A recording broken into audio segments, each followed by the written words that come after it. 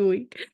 Good afternoon and welcome to Wellness Wednesday with GCBN. And as you can see, our team, we're just a tale of two today. But we just want you guys to just be praying and uplift. Christine and Beth both are just in a time of taking some rest and some sabbatical, Lord. And we just pray that you would bless that and honor that for them. And next week, I know we have a replay, so everyone will get a break next week. Yes. But as we're in our Thanksgiving holiday and celebrating with our families, we will have a replay next week. But today you're here with my fierce partner, Miss Pamela, and I'm going to let you introduce yourself, Miss Pamela. Hi, I am Pamela Bridgeman Bartell. I am a licensed clinical social worker. I also hold credentials as a certified master addictions counselor and a certified clinical trauma professional. I'm an ordained minister and a United States Air Force veteran. And some people may wonder why I point out that I'm a veteran. Well, it's because one, I honor veterans, but I work a lot with combat veterans, and I find that having the background of a veteran myself helps that relationship with veterans to be much more therapeutic. So that's one of the reasons that I do that. I own a healing journey here in Cartersville, Georgia. I serve individuals who are challenged with mood disorders, substance abuse disorders, as well as relationship issues, whether that's marital, family, or otherwise. I have been providing compassion since. Awesome. Thank you.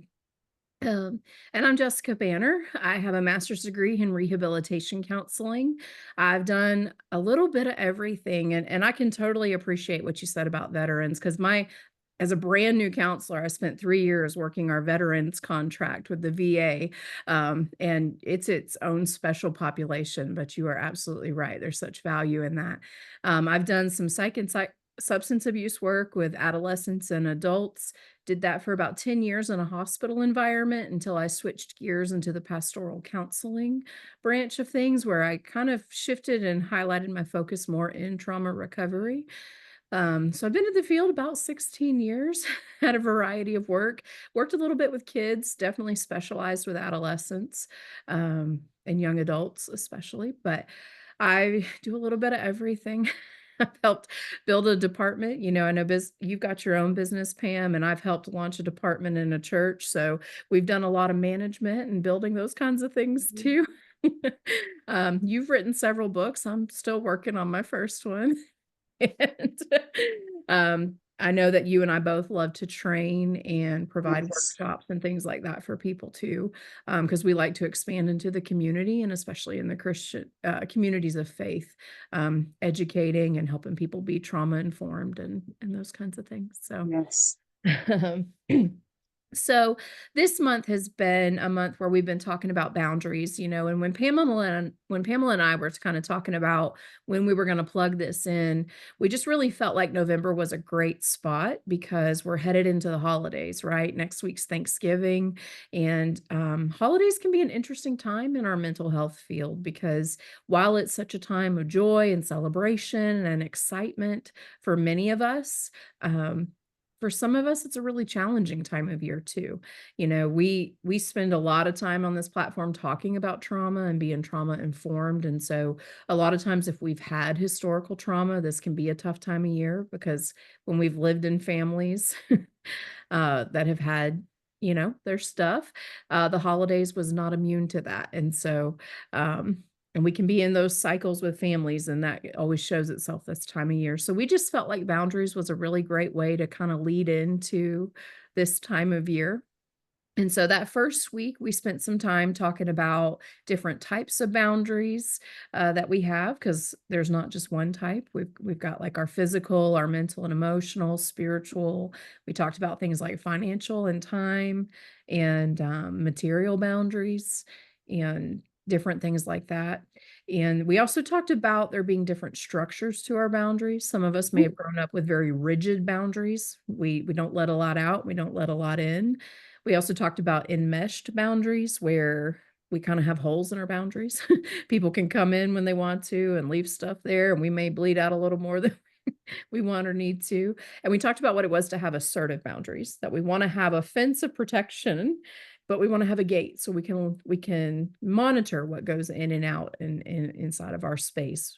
That means physically, but also mentally and emotionally and spiritually and all those places. So last week, we also did the first part of our case study with Nehemiah, talking about the really big thing last week is that identity is king when it comes to how we set our boundaries, because our perception of ourself, how we identify who we are and what our space is, absolutely affects where we do or do not set those boundaries, and why it's important when we're on mission, that we know what we own and we know who's a part of what we are called to do. So that's just a quick recap. But as we get into part 2 of our case study, I know we said last week, I let you guys know that, with what God gave me, he gave it for me for all the chapters of Nehemiah, but we're only going to go up through chapter 6 in this particular study this month. So we're hitting chapters 4 through 6 today. But Miss Pamela, if you want to kind of share our overarching verse, and then, well, I guess just all those 3 verses, we'll jump into chapter 4 with the Nehemiah verses too. So we're looking at Psalm 16, verses 5 through 9. The Lord is my chosen portion and my cup. You hold my lot. The lines have fallen for me in pleasant places, boundaries. Indeed, I have a beautiful inheritance. I bless the Lord who gives me counsel. In the night also my heart instructs me. I have set the Lord always before me. Because he is at my right hand, I shall not be shaken. Therefore my heart is glad, and my whole being rejoices. My flesh also dwells.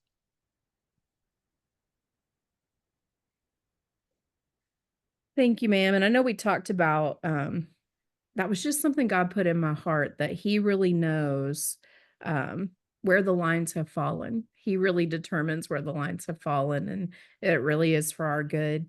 And so, again, we're going to jump in with chapter 4. So, Miss Pamela, if you want to read our first couple scriptures for chapter 4, and then jump into.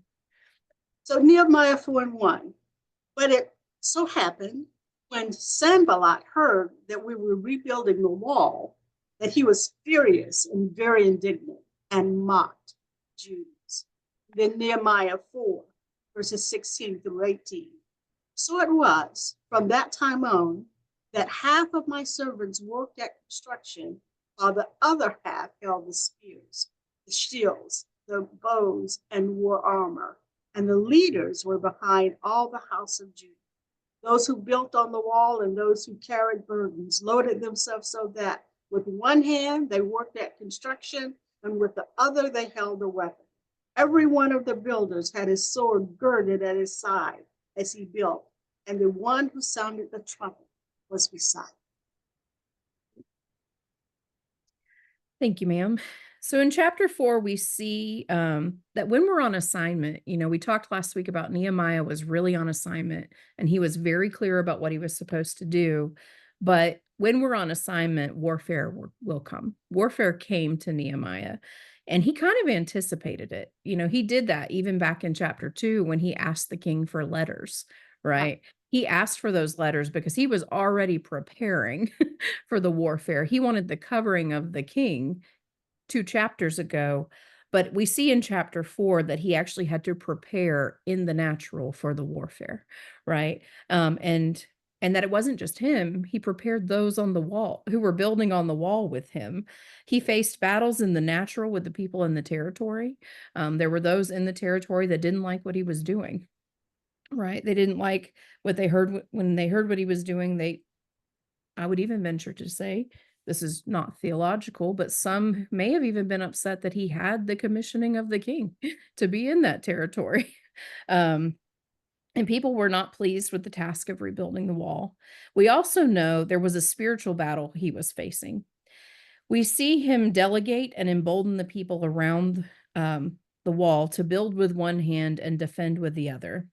So he was commissioned by the king, and he was prepared for the warfare. But one of the things we see, that warfare will come and that we need to build anyway. One of the things we see in Nehemiah is that he didn't stop his building just because he came against warfare. So when we come against warfare, we have to build anyway. He also knew his enemy. He was partnered with the Lord, so he knew and understood his enemy, and he had himself and those around him put on their armor and gird their swords. And the other thing that I think is really important, one of the takeaways with Nehemiah about this is you do not stand guard or fight alone. He knew what he was coming up against, but he did not do that alone. So when on assignment for the Lord, you will contend with anger, mockery, dismissal of authority, confusion, and attack. Mhm. And we have to put on the full armor of God and stand and ask those who will stand with you. And I don't know if coming in 2025, we'll kind of revisit that armor. Pamela, you wrote a beautiful script. We spent an incredible month this year talking about the full armor of God. And that's something you guys can go back and revisit. And we may revisit again in some capacity in the future. But big things is that we have to build anyway, know our enemy, put on the full armor of God, and that we don't fight alone. So my question for you guys is, what wisdom can we glean from Nehemiah's preparation for warfare? Why is being aware of that we will face natural and spiritual warfare important when we're setting boundaries? And what should we consider when setting those boundaries? So I know it's a multitude of questions, but just kind of facilitating. As you were doing the sort of lecture part of that, I was thinking, when that part about knowing your enemy, just more generalized, sort of knowing your environment, knowing who's around you, help to know the extent to which you set boundaries and what type of boundary needs to be set. I know in the first week we talked about different types of boundaries. And so if my enemy, which I'm actually contending with right now, if my enemy is challenges with finances against my business, right, then I have to know exactly what that challenge is so that I know how to set that boundary. Nehemiah clearly knew. He's like, we've got to have. Not only do we have to have the scripture I was reading. Not only do we need spears, we also need shields, and we need bows. The bows would go further, right, than the spears. With the spears, it had to be close up, right? But with a bow, they would shoot it, and so they could actually forestall the enemy coming closer. So that boundary was further out. And that lets us know too, like some of our boundaries, sometimes with our boundaries, it allows people to get a little closer than other boundaries. And we see that with Nehemiah. He says, okay, with spears, that's for the ones that get a little closer, but the arrows is to keep people from coming too close into the personal space, right? But he also talked about needing to wear armor, right? So and this is where with Wellness Wednesday, where we talk about the need for us to be emotionally stable and mentally healthy, right? That's part of the armor that we are wearing when we're setting boundaries. People who are not emotionally stable have a very difficult time, if not impossible, setting healthy. And that's where I was going to kind of go. And I hear from people who are less aware of boundaries. You know, I set boundary X, Y, Z, and they disrespected it. And my response is always, that's exactly what we need to expect, right? That's why you're setting a boundary, because we know this person disrespects. So let's actually go back. Let's revisit your boundary. Let's set it up to be a real boundary that is fully within your power. And just know that the person's going to push against it. They're going to push against it. That's why you set a boundary in the first place, because somebody's been pushing. So to expect that there's not going to be resistance, it just doesn't make sense. It's not looking at reality. Right. Expect that there's going to be resistance, and then have your plan in place for what you're going to do when there's resistance. Mhm. And that plan is still everything that's within your abilities. It has nothing to do with making demands of them. It's just what Nehemiah, everybody's got a sword, everybody's got a spear, everybody's got something. That's within their control. That's within their ability. They're not going out and yelling at you, all stay away. They're not doing that, because that's not going to work at all anyway. And that's not within their power. Their I power. that's Go ahead. That's fine. yeah, maintaining the boundary. Nehemiah says to Sanballat, I will not come down off the wall. In other words, I will not allow you to invade or to tear down my boundary. I'm not coming down off the wall. Even though Sanballat and all those others were doing the mocking and all of that. He's like, talk all you want, come angry all you want. Yes. I'm not coming off the wall. I'm maintaining my boundary. We're going to talk about that a little bit more in chapter 6. So we won't get too ahead on that one just yet. But no, that's fantastic. And with both of you sharing, one of the things I'm reminded of talking about last week was the fact that, you know, we're all in progress. One of the things about talking about the key about identity and in our boundaries is that we're all in our own sanctification process with the Lord. Right. And so like we were just talking about, like when we've been through things and we've experienced things, it affects our belief system. Our brains are kind of wired, like our survival brain is wired that way. When we've had an experience, our brain does things to try to keep us safe, and it holds on to those things. So it's why healing is so important, because some of what the brain may do in that moment of not being safe may not actually be the most productive thing for us through our lifetime, but it does become a filter. You know, I've shared this before, that so many of the things we've been through become like a rose-colored filter. We can see the truth, right? I can see Pamela and her sweater and her Christmas tree. I can see the art on Sherry's walls, but Sherry's walls would be pink to me. So I'm not seeing the fullness of the truth. And that would absolutely affect how I set boundaries. If I'm not seeing the fullness of the truth with myself, as I heal, I'm going to have a clearer picture of what my space actually looks like, who I actually am. I'm going to have a clearer picture of who God is, a clearer picture of who other people are, right? One of the things that I think we know in scripture, it talks about how we don't fight flesh and blood, we fight principality. But I will tell you, healing affects our ability to receive that scripture. Because when we are living in our flesh, in our natural body, right, that we're experiencing that in the natural, and it is so easy for us to just put it back on the natural. And do you think that doesn't affect how we set boundaries? It absolutely does. Right. Right. And we do that in our survival because we avoid. I may run away and lock the door and you can't come in. And I'm not mean just physically. We may do that emotionally. That's that rigid boundary, right? Or I may let everybody in and I may go to that people pleasing side of it. And so I don't set boundaries where I may need to protect my space.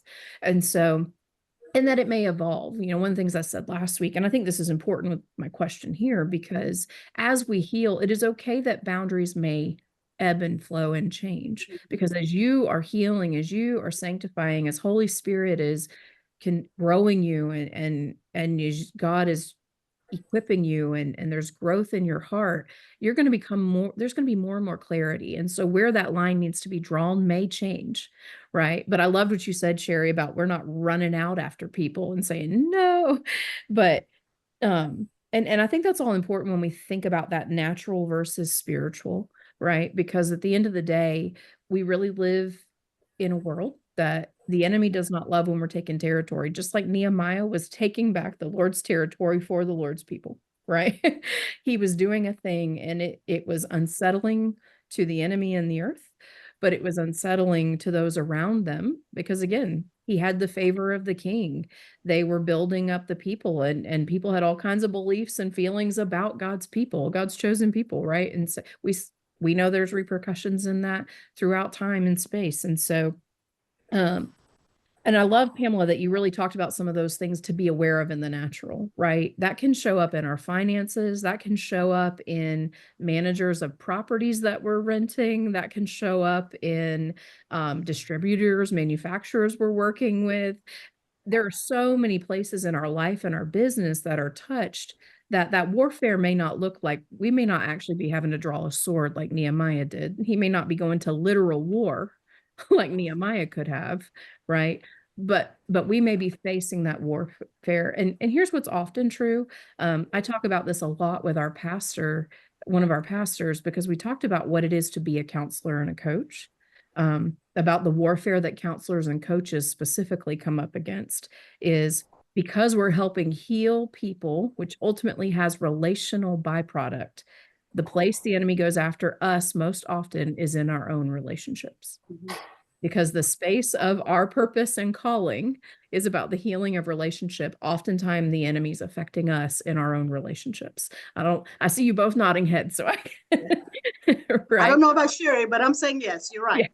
Yes, I will say battle of the life, right? So just being aware, like knowing those kinds of things, that if you're fighting for territory, that's why he almost came to war, because he was taking literal land, literal territory, capital, finance, and the wall represented protecting all the things, that all the gifts and talents and resources of that city center, right?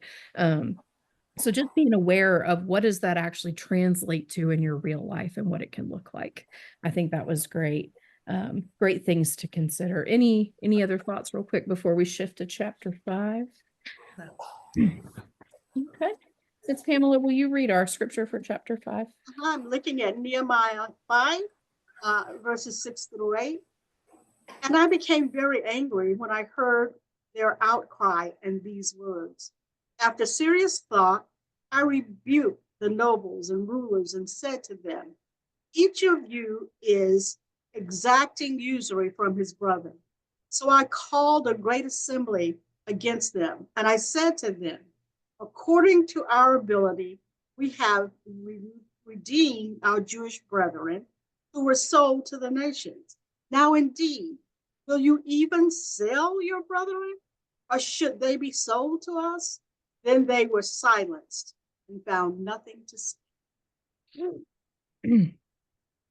In chapter 5, we see that while in chapter 4, he turned his attention outward to the things that were going on outward, in chapter 5, we see his attention turn inward. He was looking at his team, what was going on with his people, the people in his midst, and he was taking stock in his own camp, right? And sometimes when we're in our own space and in our personal lives, we got to restock, right? What's going on inside of the camp that I'm building. He was evaluating the behaviors of those who were on mission with him. When he sees mismanagement and mistreatment, we see he does not stay silent. When he recognized issues in his team, he was a strong leader and addressed the conflict. When on mission, you may find those in your camp are out of alignment. This could be on the job, in ministry, and even in our relationships. Some of the keys we see in chapter 5 that were really critical is that sometimes you just have to take restock, because sometimes this happens naturally, right? As we get on mission and we get on purpose and we start going forward, sometimes in the going forward, things can get a little out of alignment because we're people. Our peopling can get in the way. And when I think about Nehemiah too, I think a little bit about Moses and bringing the people out of Egypt, that there's some about that Nehemiah was dealing with that a little bit to some degree. The people of Israel had been in captivity. Their city had been destroyed. And so here they were coming back into the space that God had ordained for them and rebuilding that. And so we know in the time of Moses, there was God let them be in the desert, because like we always kind of say, he was kind of working the things of Egypt, the beliefs that had set in, the practices of life. And Nehemiah was so on mission that he had to kind of turn back into his own camp and address some of those things that were going on. And some of the things we see is that sometimes we have to come back into alignment. And so that means sometimes we're going to have to address conflict.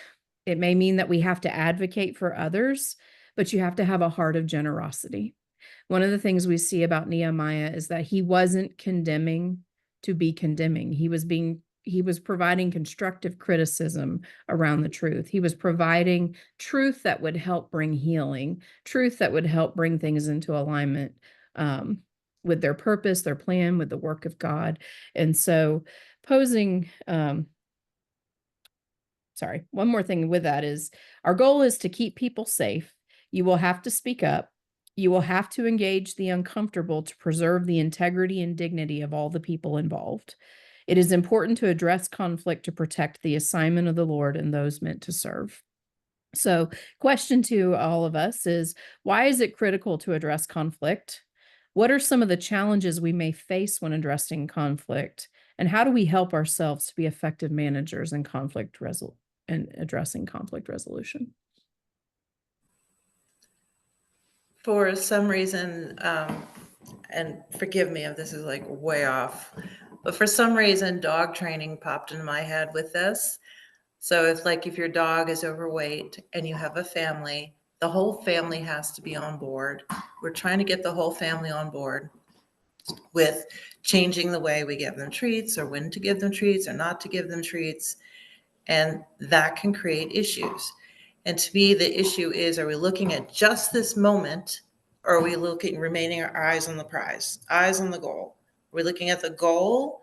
Are we kind of going into our feelings and our old habits and what's comfortable for us, or maybe our old opinions that really aren't based on the current reality?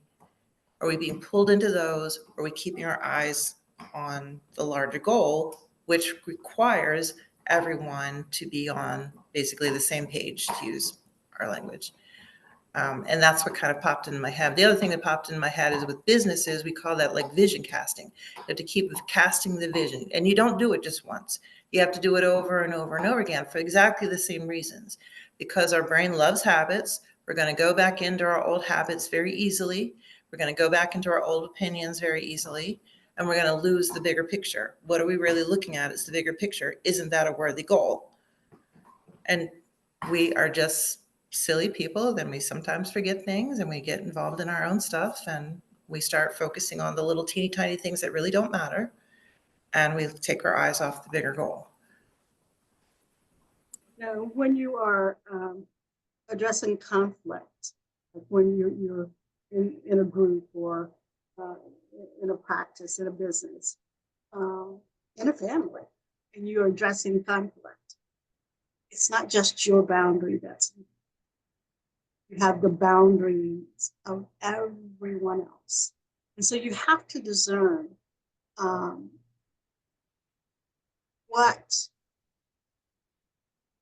appropriate each boundary is to the situation, right? And in addressing the conflict, you have to somehow, it mirrors somewhat what Sherry says, get every person on the same page. So if I am a people pleaser and Jessica is it's my way or the highway, then we have to somehow get both Jessica and I to understand Sherry's boundary, which is, no, this is, we need it to be somewhat permeable, right? So that we can let in and out, right? But not overwhelming. So there needs to be a balance. That's one of the things that all boundaries, every person's boundary, has to be taken into consideration when you're addressing conflict. It looks to me like one of the things that Nehemiah did really well was he understood where the others were coming from. Like he understood what their stance was, didn't agree with it, and he saw the error of it, but at least he understood it. So when he addressed them, he specifically addressed what the underlying fears, yes, or misunderstandings, or opinion versus fact. He addressed the underlying stuff that they go ahead. Because our boundaries are based on what our beliefs are. And therefore, it's important to fully discern what those beliefs are in order to address them in an appropriate way. And just like, going back to my silly idea of the dog is going to be whimpering when the dog's used to getting certain treats. And part of that is helping the family members be okay with letting the dog whimper, right? Just like Nehemiah didn't give in to all the mess he was hearing, he didn't lower his boundaries for it. This is actually strengthening his boundaries based on the new additional information. Now we have to strengthen them inwards. Like you said, the outwards versus the inwards. Now we need to strengthen the boundaries inwards. And let's talk about what is really going on here. And let's get everyone basically on the same page. Big goal, worthy big goal. Yes, there's some costs here that you see. Let's be okay with that. Let's be okay with that because they're not world-ending costs. Absolutely. That's so good. And I think one of the things I really love about what you're saying, Sherry, is about that big goal. And I was actually thinking while you were talking, the short and the longer are important. And that's one of the things about being a good leader when we're talking about conflict resolution, because so often when you are a leader, if you own your company, you're a manager, if you're a parent leading a family, any of those things where you have kind of a headship in that leadership position in some capacity, it is your job to see the long-term thing. It is, you have to carry the vision of what you're carrying, right? Whether that's in your ministry, whether that's in a business you've created, and even if you're working a 9 to 5, but you have a leadership capacity, this doesn't exclude you from carrying that in the role that you have because you're affecting who you're serving and those who work with you in that. But you cast that long-term vision. But the beauty of also being a good leader is recognizing where people are in the short term, because there's a balance of having to see the long term versus what's actually happening. Because so much of the high emotion that's occurring when we talk about conflict and conflict resolution is because people are looking at the right here, what's my need? They aren't looking at the long-term vision. They're looking about how what you're saying is affecting them right here and right now. Right. And so a good leader is able to jump back and forth between the two and know how to communicate well between the two things, how to honor the short term, because the short term actually represents the needs of that person a lot of the time. Right. Like especially in the work environment, when we think about things like, you know, there's the work of the business, but your employee is so much more than the work of the business. They are a person who's got a family and stuff going on at home. They're a person who's trying to provide to have that sense of safety and security in their lives. And so while when we're in the business mindset, we may be in that long space of the vision. Part of the beauty of a good leader is recognizing that that's important, and the role this employee plays in that is critical, but I also want to care for the person that's underneath that. And one of the things I think that's beautiful about what Nehemiah did here is he cared about both. One thing that what God showed me throughout the entire book of Nehemiah, and he says it over and over and over and over, Nehemiah never stops consecrating to the Lord, consecrating to the Lord, consecrating to the Lord. And that's because he cared so much about truth and so much about the vision, and that was utmost. It was the utmost. But one of the things he did here was he understood where his people were in the here and the now. And he didn't want to decimate them. He wanted to call them higher. Right? Like Beth would be so proud right now. He wanted that call to come higher with me, come higher on the mountain in the Lord's purpose with me. And he stewarded that well, and that leads me to the other thing I want to say about conflict resolution, because I'm going to get some head nods in this, I'm sure, because one of the biggest things that comes up in counseling with people is people's reaction to conflict resolution.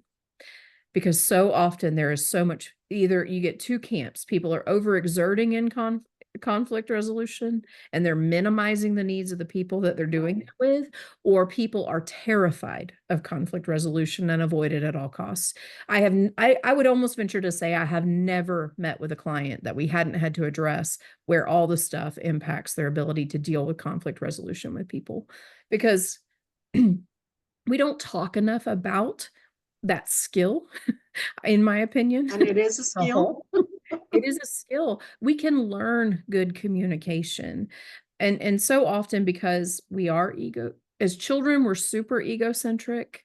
And because we live in this body, even though we learn all the things about other people, there's still a part of us that's egocentric. Our minds and our bodies are wired to protect this living being, right? And so in that, we can still get very focused on that. And so when it comes to conflict, we're weighing the cost against ourselves all the time. When in reality, conflict is saying, you're here and I'm here, and we've got to find a way to bridge the gap. We can find ways. It's actually a loving thing that we do, right? Nehemiah was about the safety and security of every person involved. That's a loving thing. Right. And while there may be heated voices, there may be things said that are, people don't say nice things when they are hurt. We all know it. We maybe have done it. And when we look back on it, a lot of times when we've done it, it's why we have regret, because we loved that person and we didn't actually want to tear them down. But in the heat of that moment, when we were feeling threatened, we may have said something we didn't mean to. Right. And that's why it's uncomfortable, because we can get hurt in conflict in that micro moment. But a lot of times, if we're able to work through it, but that's the beauty of the skill training, is we can learn better and better verbiage to help try to prevent as much of that as we can. Are we always going to prevent 100% of it? No, because we're different people with different needs and wants. You can't accommodate for 100% of that all the time. Not for you or for them, but we can learn skills that help us value that person, that help both people be heard, the needs and the wants of both people. And I think Nehemiah was a beautiful representation of our ability to do that. Any other thoughts for you guys before we move to the next chapter? So chapter 6, Nehemiah 6:2-3. That Sanballat and Geshem sent to me, saying, come, let us meet together among the villages in the plain of Ono. But they thought to do me harm. So I sent messengers to them, saying, I am doing a great work, so that I cannot come down. Why should the work cease while I leave it and go down to you? Absolutely. So Miss Pamela already led us into this direction a little bit, but it's so good, because to me, chapter 4 and chapter 6 are related to each other. And that's important for us here. So when we choose to partner with the Lord and we're on assignment for him in our businesses and ministries, it's important to know we're going to face opposition. We already talked about that in chapter 4. But when we saw that in chapter 4, it's important to know in chapter 4, it's important to know when we need to be prepared for warfare, right? When we see in what we see in chapter 6 is that Nehemiah still needed to have wisdom and discernment about the intentions of others, right? He still had to exercise what is the motive of other people, and we see that he is aware others have plans to harm him. While in chapter 4 he took up his sword, in chapter 6 we see him speak boldly and say, no, I will not be distracted by you. Some important things for us to keep in mind is we will face opposition, and it's important to know when we say no. It's important to know how to recognize the distraction and how to put up our guard in a different way, right? Know when to guard your time, to guard the truth, and to guard your life. And it's one of the things I think Nehemiah did really beautifully. And we see the differentiation in that in chapter 4 and chapter 6. Because in chapter 4, he understood the warfare. He knew when he had to take action, when he had to actually step in and engage. We saw that in chapter 5. He knew when he had to step in and engage, right? He knew when he had to have wisdom and discernment to determine what was coming against what he was doing. But in chapter 6, he understood when I needed to step away, right? Chapter 4 and chapter 5, he knew when to engage. And in chapter 6, he knew when to disengage because he wasn't going to be distracted. So there was a wisdom in knowing, and that comes with the partnership often with the Holy Spirit and the Lord, to know when do I engage and when do I disengage, because I won't be distracted by this, right? If you're a parent, there's a time I've got to step in and engage, and there's a time I'm gonna, nope, you get about your Right. business and figure it out, right? And so, Right. um, and I think we just see such a beautiful representation. We see such a clear representation in that with Nehemiah in these 3 chapters. But here in chapter 6, again, it's important to know when to guard your time, to guard the truth, and to guard your life. So my questions here are, what types of boundaries are impacted by distraction, and how do distractions corrode those boundaries? How can we help ourselves manage and set boundaries with distractions? Well, definitely distractions uh, can uh, can and will erode uh, time boundaries. Because if, as Nehemiah asked him, why should I take away time from doing the work to come to deal with you? Because that would have prolonged the time it took to build a wall. So when we allow people to distract us by engaging, with silly stuff, using shares or, engaging with non-essentials, Mhm. right? When we allow non-essentials to distract us, it keeps us or it takes away from the time that is needed to lay foundation and build upon what is essential. So yeah, it can corrode uh, time boundaries. Can also corrode relationship boundaries, because if I'm distracted by trying to deal with someone who's trying to harm me, whether that's physically, emotionally, or otherwise, then I'm not engaging with individuals who are there as my support, or who are there, who I'm in covenant relationship with. And so being distracted, it can distract from relationships as well. So my understanding of this particular passage in Nehemiah 6 is this set of people is already known as enemies. They'd already made it clear they did not like what was going on. So in a sense, this is, to use the phrase, what popped in my head is sheep in wolf's clothing. They kind of came and said, hey, let's have a chat. Let's just take some time away. Let's just have a chat. And Nehemiah wasn't falling for that. And the other, if we really think about that, if they've already made, anyone who's already made themselves known as, I don't like what you're doing, and then they come and say, hey, let's talk about it. Honestly, what is there to talk about? That we're not Right. in a role of trying to appease other people who are not involved in helping us. They've made it clear that they don't like what's going on. There's no benefit. There's zero benefit at this point to go and taking any time off from the building or whatever it is you're doing in your boundary, and go and just try to make peace with these people. Not at this point in time. We're at a critical, Right. and they aren't coming and saying, they didn't make it, they're not already saying, hey, we're on board with you. No, they're simply saying, hey, let's talk. And it's smart to be wary of people who have already clearly shown they're not on your side. And while you're in the midst of, you're really at important points, when they suddenly say, hey, I'd like to chat about this. They didn't say what their intent was. They didn't say, hey, we're on your side now. They didn't say, hey, we get it. There's nothing here that says it would be a good use of Nehemiah's time.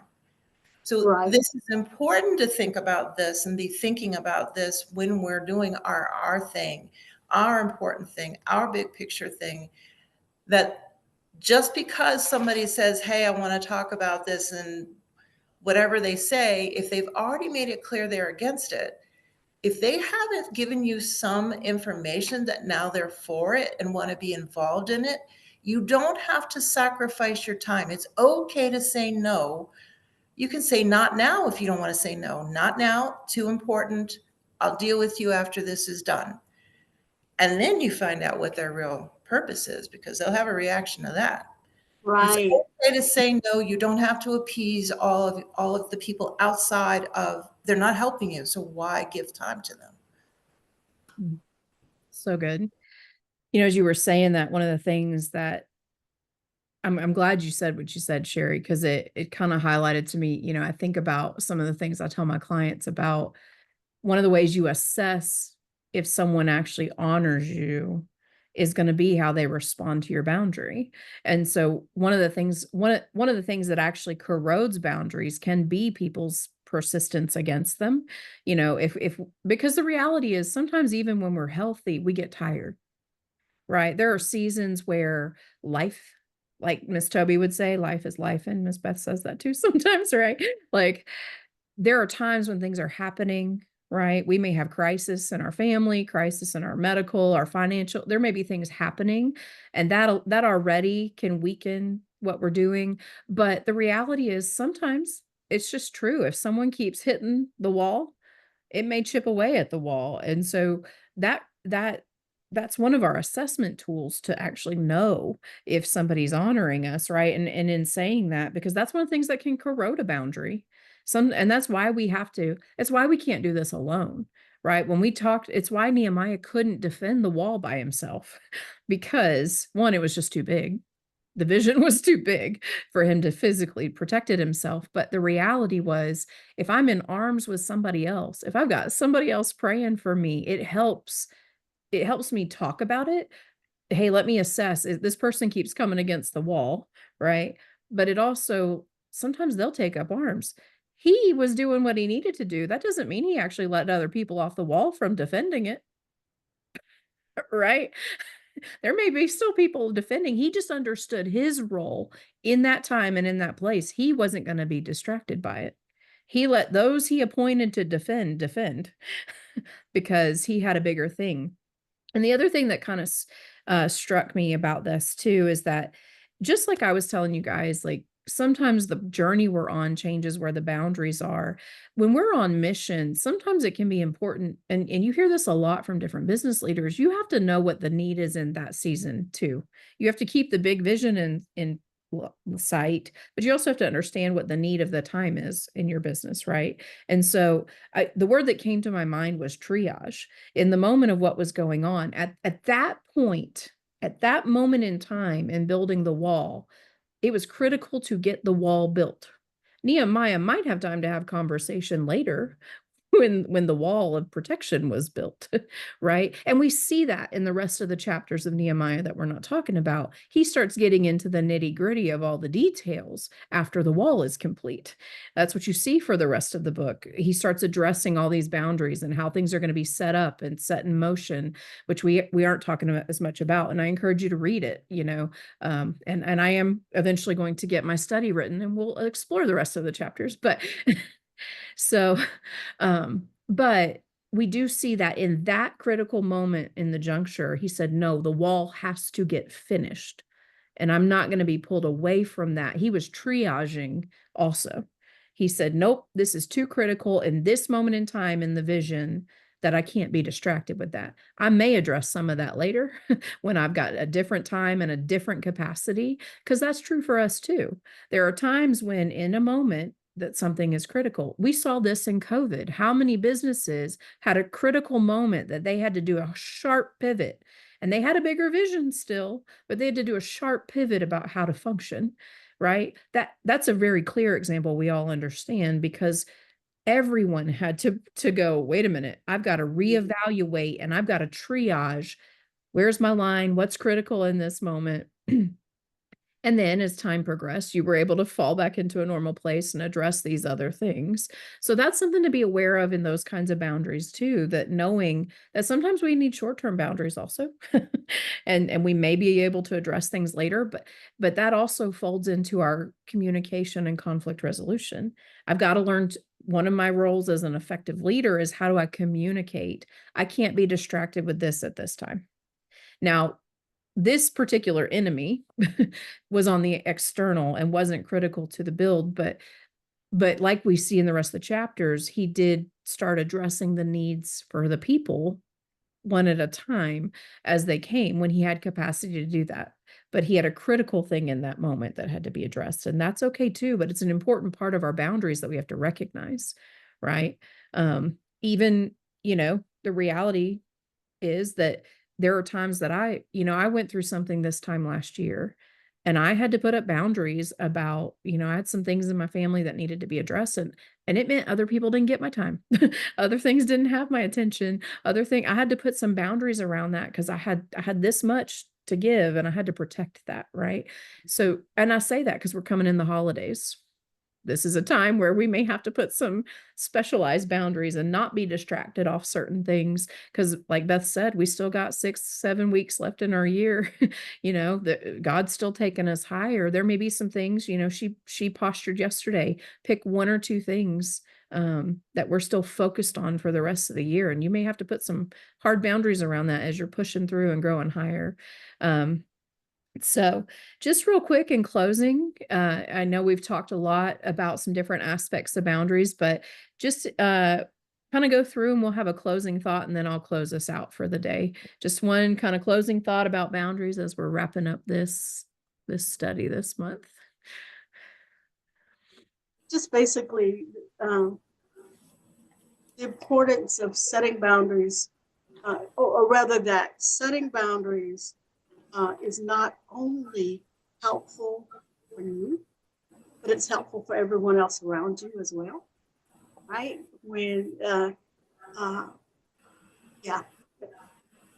Boundaries are helpful for yourself, but it's also helpful for everyone with whom you work. And I would just reemphasize that expect resistance when you set your boundaries. Expect that people are going to be testing them. Expect that there's going to be some people are just going to try to run right over your boundaries. And just expect that. And we don't have to give in to them. That's really on them. That's generally much more of a reflection on them, not a reflection on you. And it's okay to strengthen boundaries. It's okay to readjust your boundaries based on what you need. And it's okay to say no to people. And no is a complete sentence. Not no and, not no but. No, grammatically is a complete sentence. Absolutely. And I think for my closing thought, something I want to say is just be kind to yourself. This is not, we're talking about it very matter of fact, but the reality when it comes to boundaries and conflict resolution, and like we talked about identity being key at the front end of this, all of these things are a process in our life. It's something that is always growing, evolving, changing. You're always going to continue to grow in communication and conflict resolution and knowing who you are and who he is, and all those things just get clearer and clearer over time, especially if we're really intentional to do the work. So be kind to yourself, and recognize that this is a process. It's not a place you arrive. It's a place that you continue to grow in the process. And so be kind to yourself. And I want to say this too, as a caveat. There are times we have to exercise wisdom, and that can come from counsel with the Lord, Holy Spirit, the counsel of trusted others, to have wisdom and sharpness about knowing when boundaries are being violated and when we need to set sharper boundaries. One of the things I want to encourage, and we have to have the Holy Spirit to do this, is that as we're growing and evolving, because we teach people how to treat us, it's an adjustment for them when we're making adjustments to our boundaries too. And there is a space to have compassion and kindness for those around us, because they're going to be affected as we make changes. And we need to make those changes, and for relationships to grow and that kind of thing. So just to be aware of that in the process, that you may find that there are some people who have to go. I always tell clients, you may have relationships that the boundary is, I'm going to love you from afar. You may have boundaries where the roles and rules change a little, and you may have complete, we mold and we get together and we go forward. So just to know it's a process, and be kind to yourself and have good wisdom. So we just want to thank you for joining us in this. Ladies, you had some great thoughts and insight today. Thank you for that. Just to wrap up, the one key announcement I know that we've got is the gala is coming up on December 6th. So if you guys want to attend that and get registered, I know that Crystal Parker is our key message deliverer that night. And I know that Beth's got some good stuff for us because she always does. So if you guys want to join us in that, again, we'll have a replay next week and we'll be back in December, kind of revisiting our key players, our keys for the Christmas story. And we look forward to you joining us then. So have a happy Thanksgiving because we won't see you next week. And we'll see you later. Bye.